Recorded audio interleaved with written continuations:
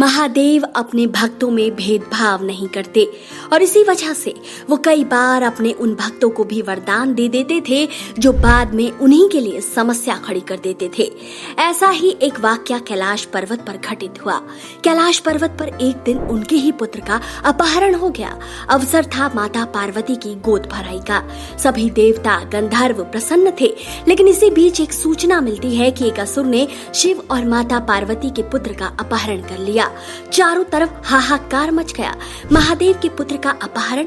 महादेव के पुत्र का अपहरण करने वाला और कोई नहीं बल्कि असुर ताड़कासुर था, जिसे शिव पुराण में महादेव का बड़ा भक्त बताया गया है। लेकिन आखिर ऐसा क्या हुआ कि महादेव के भक्त को ही महादेव के पुत्र का अपहरण करना पड़ा? चलिए जानते हैं। इसके लिए वीडियो के साथ अंत तक बने रहें। ताड़कासुर शिव भक्त था, लेकिन उसे वरदान मिला था कि वो केवल और केवल शिव और माता पार्वती के पुत्र के हाथों ही मृत्यु को प्राप्त होगा।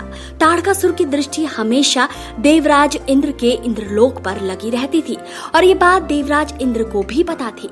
वो इस बात को लेकर चिंतित थे कि ताड़कासुर कभी नहीं चाहेगा कि उसे मारने वाले काल का जन्म हो। इसलिए देवराज इंद्र ने कैलाश पर्वत पर ताड़कासुर की निगरानी रखने की ठानी और इसके लिए 5 देवताओं को 5 कबूतर का रूप धारण कर कैलाश पर्वत पर विचरण करने को कहा। महादेव और माता पार्वती भी ये देखकर एक बार आश्चर्य में पड़ गए, लेकिन कबूतरों ने महादेव और माता पार्वती को अपने इस रूप के पीछे का सारा रहस्य बता दिया। लेकिन इसी बीच कुछ ऐसा हुआ जिसे नहीं होना चाहिए था। इस दौरान ताड़कासुर कैलाश पर पहुंच गया और उसने इस वार्तालाप को सुन लिया। ताड़कासुर ने एक षड्यंत्र रचा। महादेव और माँ पार्वती के पुत्र कार्तिकेय के जन्म के समय उसने कैलाश पर्वत पर जाने की तैयारी कर ली। यहाँ दूसरी तरफ महाराजा हिमालय और उनकी पत्नी भी कैलाश जाने की तैयारी कर रहे थे। साथ ही वो अपने साथ निर्मला दाई को भी ले जाने वाले थे।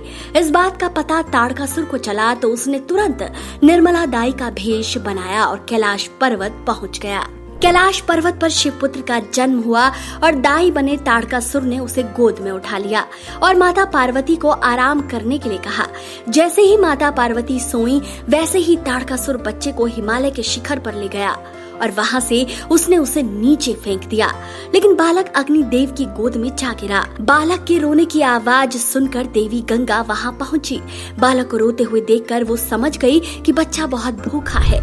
माँ गंगा ने कृतिकाओं का स्मरण किया। कृतिकाओं ने अपना दूध इस बालक को पिलाया और इसी वजह से उनके दूध पिलाने की वजह से शिवपुत्र का नाम कार्तिकेय पड़ा। बाद में जब माँ गंगा को पता चला कि ये पुत्र उनकी बहन पार्वती का है, तो उन्होंने तुरंत ही माँ पार्वती को उनका पुत्र सौंप दिया।